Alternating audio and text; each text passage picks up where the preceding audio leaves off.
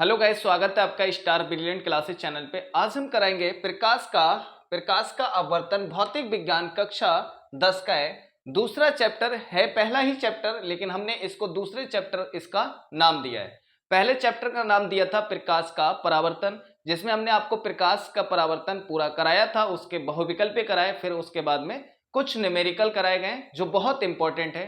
Playlist में जाकर आप देख लीजिएगा। आज हम कराएंगे प्रकाश के अपवर्तन का दूसरा पार्ट है। ये पहला पार्ट हम अपलोड कर चुके हैं, आज वीडियो का दूसरा पार्ट है। देखिएगा, इसमें हम क्या करेंगे, प्रकाश का अपवर्तन। पहले वीडियो के पार्ट में हमने आपको पढ़ाया था प्रकाश का अपवर्तन, अपवर्तन से संबंधित कुछ परिभाषाएं और अपवर्तन के नियम भी पढ़ाए गए थे और अपवर्तन का कारण।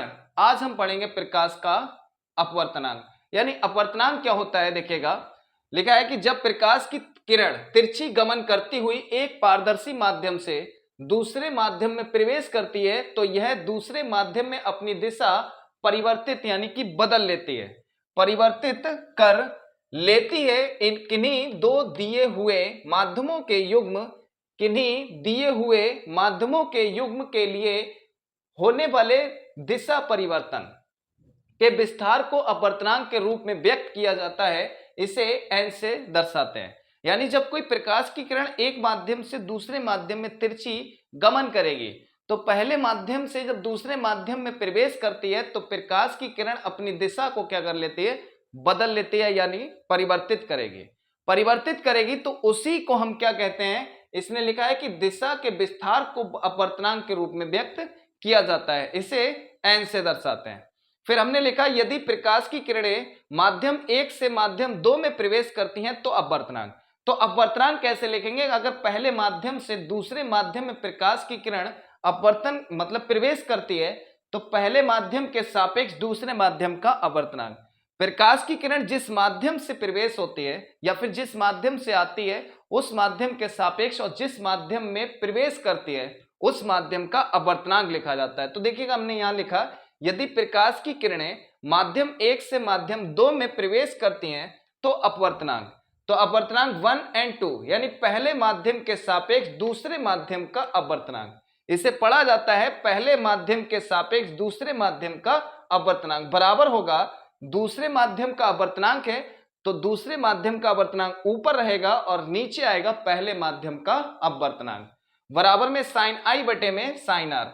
फिर हमने लिखा कि जहां 1 और 2 यानी इसका कैसे पढ़ते हैं, इसे ये लिखा है पहले माध्यम 1 के सापेक्ष यानी माध्यम 1 के सापेक्ष माध्यम 2 का अपवर्तनांक, माध्यम 1 के सापेक्ष माध्यम 2 का अपवर्तनांक। एंड 2 क्या है, माध्यम 2 का अपवर्तनांक। एंड 1 क्या है, माध्यम 1 का अपवर्तनांक। ये था अपवर्तनांक। इसके बाद में हम पढ़ेंगे, देखिएगा, अपवर्तनांक का प्रकाश की चाल में संबंध। इंपॉर्टेंट है ये, अपवर्तनांक का प्रकाश की चाल में संबंध क्या होता है।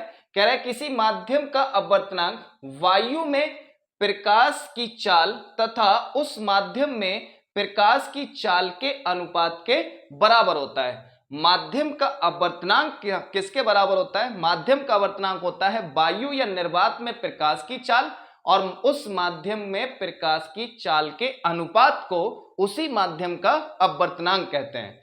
देखिएगा, लिखा है बहुत साफ सुथरा, लिख रहा है कि किसी माध्यम का अपवर्तनांक वायु में प्रकाश की चाल तथा उस माध्यम में प्रकाश की चाल के अनुपात के बराबर होता है यदि वायु में प्रकाश की चाल c तथा माध्यम में प्रकाश की चाल v हो। तो यहां लिख रहा है माध्यम का अपवर्तनांक बराबर वायु या निर्वात में प्रकाश की चाल, यहां पर वायु में प्रकाश की चाल पहले बोली है तो इसे ऊपर लिखेंगे, बाद में बोला है माध्यम, तो देखिएगा यहां पर लिखा है बाद में देखिएगा यहां लिखा है तथा उस माध्यम में प्रकाश की चाल, तो माध्यम में प्रकाश की चाल बटे में लिखेंगे तो उस माध्यम जिस माध्यम में प्रवेश करेगा उसी माध्यम का अपवर्तनांक आएगा। तो n बराबर c बटा b, वायु में प्रकाश की चाल को c से लिखते हैं, माध्यम में प्रकाश की चाल को b से लिखते हैं और इसे ही निरपेक्ष अपवर्तनांक कहते हैं, इसी को ही कहा जाता है निरपेक्ष अपवर्तनांक।